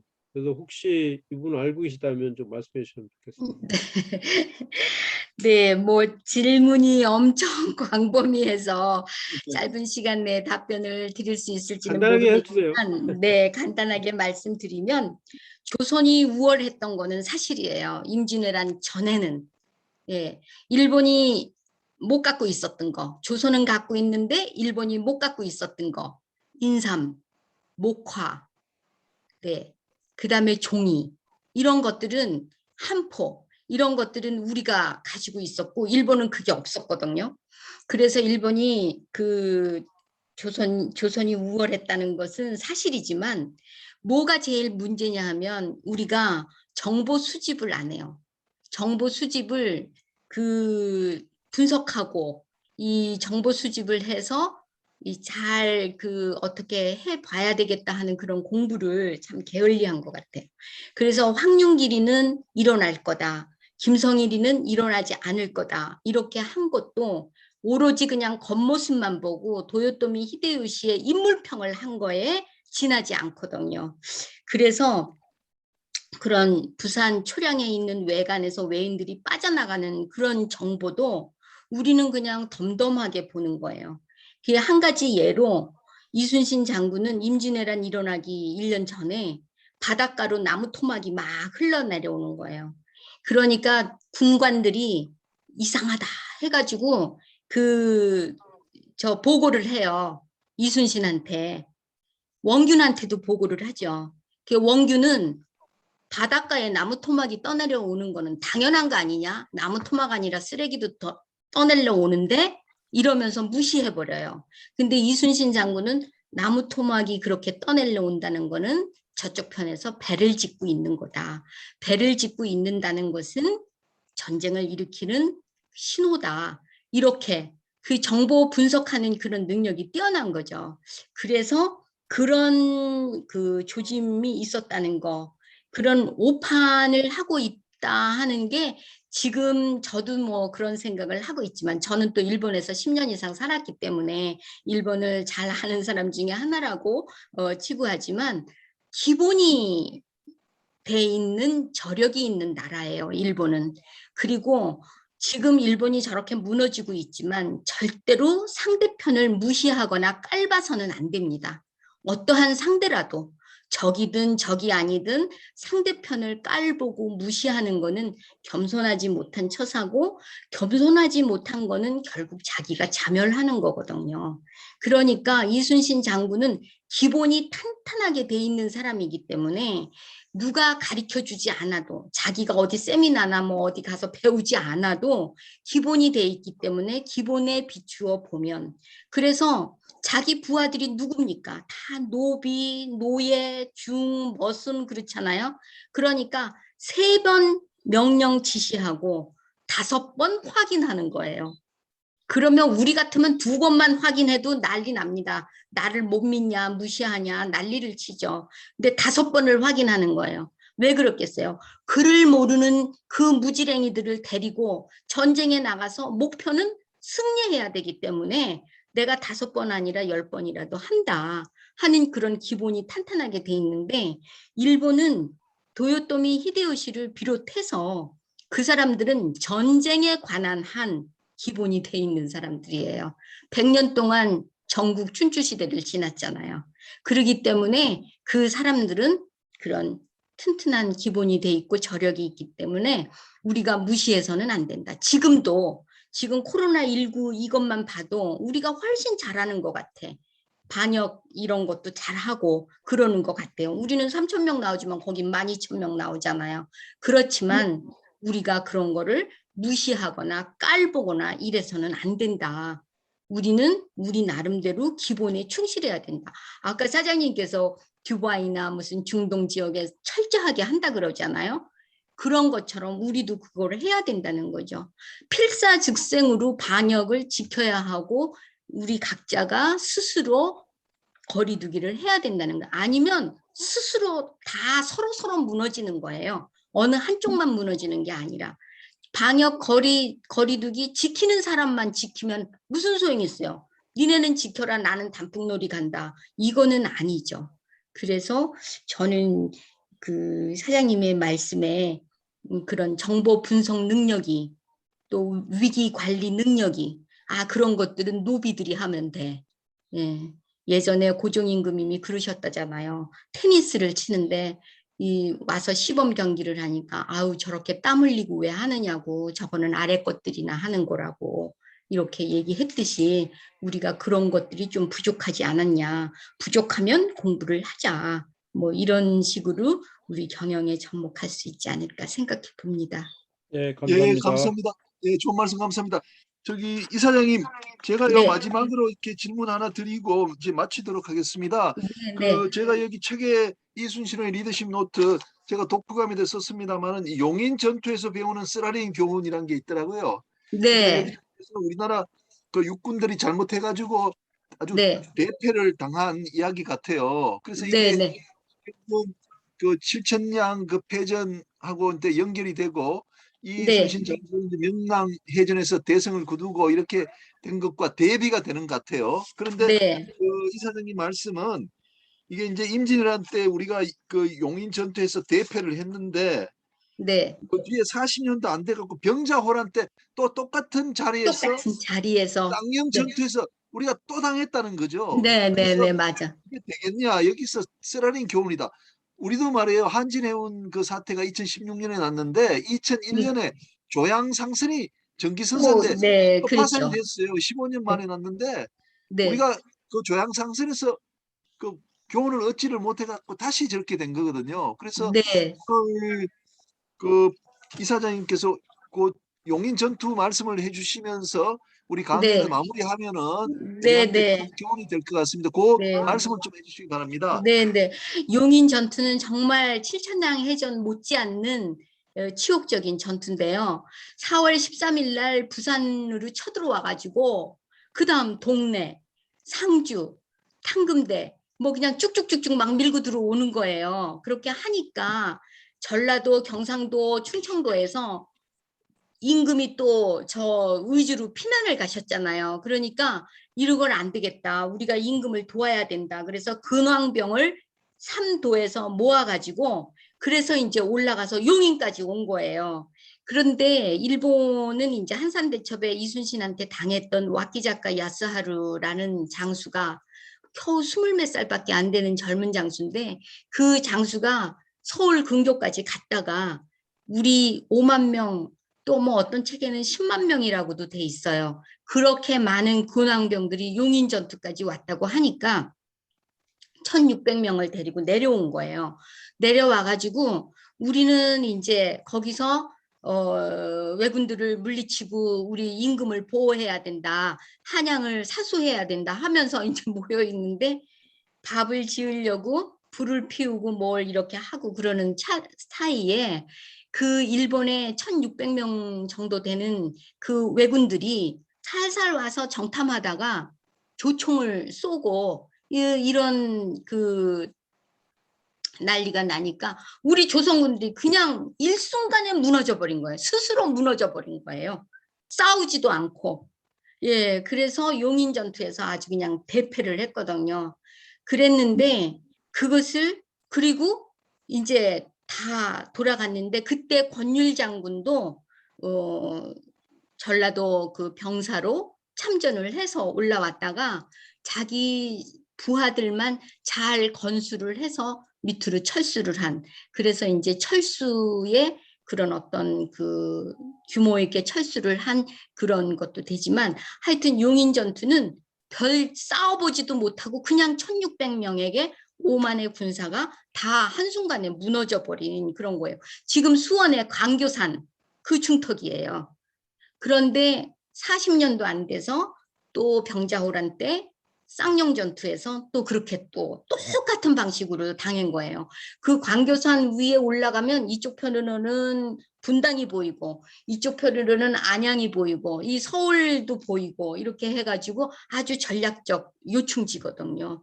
그 왜 그러느냐, 저는 그거를 복귀를 안 한다고 보는 거예요. 무슨 일이 있으면 되짚어보고 왜 실수를 해야 됐는지. 그러니까 바둑에서 복귀하잖아요. 뭐 바둑뿐만 아니라 뭐든지 이렇게 요즘 경영자 그쪽에서 노트에서 C, do, plan, 뭐 plan, do, C, check, plan, do, C, check 이렇게 하잖아요. 근데 체크를 안 하는 거예요. 우리 가끔 그 무슨 PPT 자료나 이런 거 보면 플랜 2C까지는 있어요. 근데 체크가 없더라고요. 우리는 체크에 굉장히 약한 거죠. 복귀를 안 하니까 왜 그랬는지, 왜 잘못됐는지, 어쨌는지 이런 것들을 그런 거를 잘 따져봐야 돼요. 칠천량 해전에서 배설이 12척을 가지고서는 탈영했잖아요. 그 회룡포에서 12척을 받았어요. 그렇게 받으면서도 이순신은 왜 탈영할 수밖에 없었는지, 왜 이 배가 여기 와 있는지 이런 것들을 하나하나 꼼꼼히 다 하면서 그거를 부하들이 배로 가서 배를 끌고 오자 이렇게 얘기했는데 아니다. 육지로 말을 타고 달려서 그 배를 수습을 하자. 이렇게 하는 것은 그런 실패를 다시 한번 체크해 봤기 때문에. 그래서 제가 책에도 쓴 것이 실패를 기획하는 것이다. 기획에 실패를 하면 실패를 기획하는 것이다. 예, 역설적으로 예, 그렇게 말씀을 드린 게 복귀를 안 한다. 좋은 일도 또 나쁜 일도 우리가 한 번쯤은 복귀를 해봐야 되는데 그런 복귀를 안 하는 그런 나쁜 습관으로 인해서 우리는 똑같은 실수를 또 하고 또 하고 지금도 또 할 수도 있어요. 정말 또 할 수도 있어요. 그게 왜 우리는 겉으로 잘했다 하고 칭찬하고 그러기 때문에 우리는 뛰고 놀고 신나게 그 꽹가리 치고 풍악을 울리는 그런 것이 또 그거잖아요. 득이잖아요. 그렇듯이 복귀를 해야 된다는 거를 강력하게 말씀드리고 싶어요. 네, 이상입니다. 네, 아유 감사합니다. 마지막까지 좋은 말씀 감사합니다. 그 네. 혹시 우리 그 김성만 우리 그 선생님 혹시 그 말씀 좀 해주실 수 있으신가요? 김성만 우리 사장님.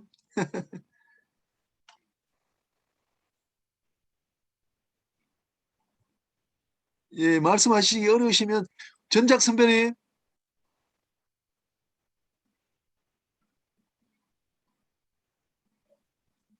예, 다들. 고문혁 교수님 말씀 한번 해주시죠. 고문혁. 예. 아, 고 교수님. 예, 예. 고 교수님 말씀 좀 해주십시오. 예. 예, 안녕하세요. 숭실대 고문현입니다. 우리 이부경 이사장님 말씀 잘 들었습니다. 그리고 많이 배웠습니다. 저는 뭐 이제 시간이 다 돼가지고 앞에 뭐 안강원 대표님 등 좋은 말씀을 또 질문도 예리하게 하셔가지고 또 피곤하시고 해서 제가 한마디만 여쭤보고 끝내겠습니다.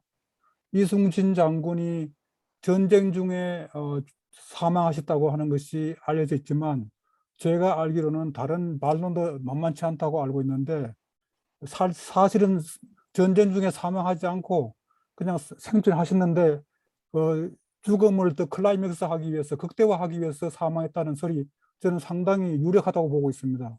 그래갖고 자기가 죽고 나의 죽음을 알리지 말라 하면 그 죽음만큼 아름다웠고 숭고한 게 어디 있겠습니까? 그래서 저는 그 음모론이라고 볼 수 있을지 몰라도 역사적 사실을 정확히 밝혀야 된다고 생각하는 의미에서 그것이 정말 그 반론, 그렇게 전쟁 중에 사망하지 않았다는 그 주장이 얼마나 설득력이 있고 얼마나 사실인지, 그래서 사실 제가 이 강의를 처음부터 끝까지 들었는데 거기다는 언급이 없어서 굉장히 아쉬웠고요. 그래서 마지막 제가 말씀을 드리는 겁니다.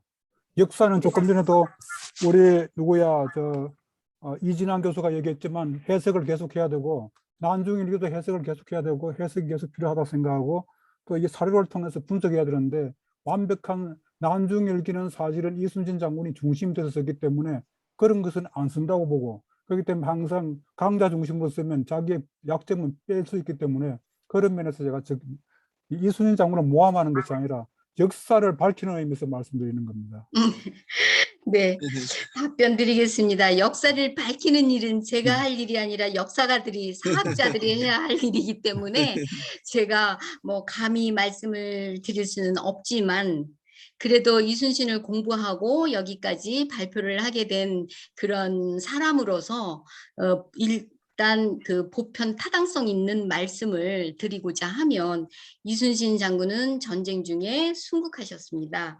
왜냐하면 노량해전에 이제 그 시마즈 유시히로 군대가 사천에서 쳐들어왔거든요.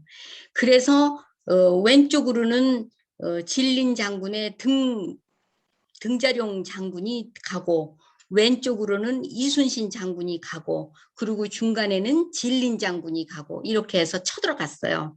갔는데 워낙 이순신 장군이 그 환포를 쏘면서 또 화공을 잘 쓰니까 이게 대열이 무너져 가지고 일본 놈들이 도망가게 됐습니다. 그게 도망간 게 관음포로 도망을 갔거든요. 그랬는데 관음포로 나가면은 바다가 있는 줄 알고 관음포 쪽으로 갔는데 없었어요. 막다른 골목이었어요. 관음포가. 그러니까는 그 왜적들이 돌아서 빠져나올 탈출구를 찾아야 할 거 아닙니까? 근데 진린 장군은 그것도 모르고 들어갔으니까 내가 가가지고서는 저놈들을 잡아야 되겠다. 그리고 들어갔어요. 그랬는데 그 뒤로 일본군들이 또 밀려 들어온 거예요. 그러다 보니까 진린 장군이 양쪽에서 협공하는 그것이 됐거든요. 그래서 이순신 장군이 아이고 큰일 났다. 진린 장군이 죽으면 안 된다.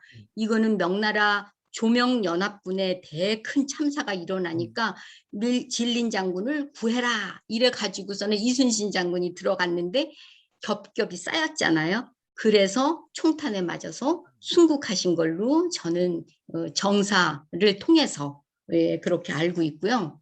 이순신 장군이 이제 어디 은둔했다가 다시 살아난 게 아니냐 이렇게 얘기하는 것은 이순신 장군이 그렇게 순국을 하시고 난 다음에 남해 충렬사 뒤편에 가묘 가짜로 묻어놨다가 맨 마지막 삼도수군 통제영인 고금도로 옮겨서 83일간 거기 모셔놨다가 그 다음에 2월에 정식으로 삼도수군 통제사 장례식장을 아산으로 모셔서 무덤을 썼어요. 근데 그 후에 16년 후에 이순신 장군의 부인이 돌아가셨어요.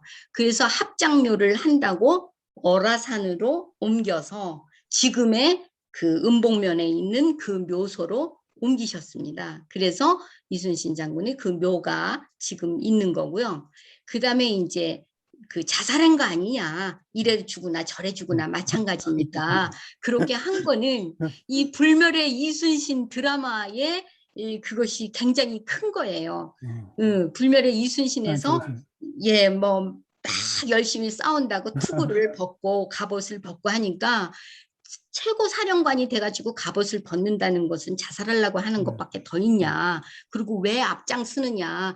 장군들은 맨 뒤에 쓰는데 응? 이렇게 앞장서서 하는 것은 좀 자살하려고 하는 그런 그것이 많다. 이렇게 해서 자살한 게 아니냐 하는 그런 거고, 또 명량대첩의 마지막 한 척, 12척 플러스 김옥주의 한 척이 참전했잖아요. 그 김옥주의 후손이 200년 후에 김옥주 장군의 행록을 막 쓰면서 우리 할아버지가 명량대첩에 참전을 했는데 그때 이순신 장군이 갑옷을 벗고 뭘 벗고 뭐 이렇게 해서 싸웠다.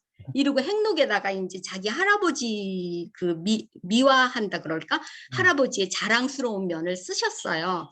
그러니까 이제 그런 거 저런 거가 합쳐져 가지고 그러면 그렇지 자살했지 않느냐. 살아봤자 이래도 선조한테 죽을 거고 저래도 선조한테 죽을 건데 하면서 이제 하는 것이 자살설이고, 은둔설은 부인의 묘에 합장하기 위해서 16년 후에 다시 묘를 쓰니까 은둔하다가 이제 나타난 거 아니냐 이런 건데, 지금 이충무공 전설을 보나 지금까지 사학자들이 밝힌 역사적 사실을 보나 순국하셨다 이렇게 보고 있습니다. 예, 지금 예. 답변이 됐는지 모르겠어요. 아이고, 너무 구체적으로 상세하게 그 답변해 주셔서 너무 감사하고요. 저기 KDI 우리 구자연 박사님 지금 계세요? 구 박사님. 네, 있습니다. 아, 네, 구 있습니다. 박사님 좀 마무리 말씀 좀 해주십시오. 아니, 제가 마무리 예, 예. 저기 주제는 아니고요. 예. 저도 오늘 사실 이순신 장군님 아니면 제독님에 대해서는 저도 어렸을 때부터 많이 뭐 성웅 이순신 그 만화 영화도 보고 많이 배웠는데, 어찌 보면 성장하면서 본의를 잃어버리는 때가 많이 있는 것 같아요. 근데 오늘 그쪽 강의를 들으면서 제가 몰랐던 부분 아니면 그동안에 간과했던 부분에 대해서 많이 듣게 된 것 같고요. 아까 이제 안광원 그 사장님께서 우리가 그동안에 이제 저도 이제 사실 정부 일을 하다 보면 아무래도 싱크테크이긴 하지만 아무래도 이제 정부가 잘했으면 좋겠다, 잘하는 거에 대해서 조금 이제 그 마음이 더 많이 가는데, 오늘 이제 전체적인 내용이 이순신 장군께서 일본에 대해서 어떤 일본의 공격이나 이런 거를 미리미리 준비하셨던 것처럼 우리나라도 지금 K방역이라든가 어쨌든 코로나를 통해서 우리가 한 단계 올라서는 또 기회도 되지만, 또 한편으로는 너무 자만하지 말고 이순신 장군께서 이제 하셨던 것처럼 그 미래를 대비하는 그런 기회를 다시 한번 이제 저희가 고민해야 되는 시기가 아닌가라는 생각이 들어서, 저희도 이제 오늘 들었던 강의 말씀을 다시 한번 되짚어 보면서 정책적으로 저희가 같이 고민해야 될 부분에 대해서는 다시 한번 차분차분 고민을 다시 하는 계기로 오늘 정말 많이 배웠습니다. 감사합니다. 예, 감사합니다. 이걸로서 오늘 그 강의는 마치도록 하겠습니다. 우리 이부경 이사장님 너무 좋은 말씀 많이 해주셨고요. 또 토론에 대해서도 구체적으로 정답을 그렇게 말씀해 주셔가지고 저희들 공부가 참 많이 됐습니다. 우리 그 이부경 이사장님께 큰 박수 좀 부탁드리겠습니다. 예. 네, 감사합니다. 박사님 대단히 감사합니다.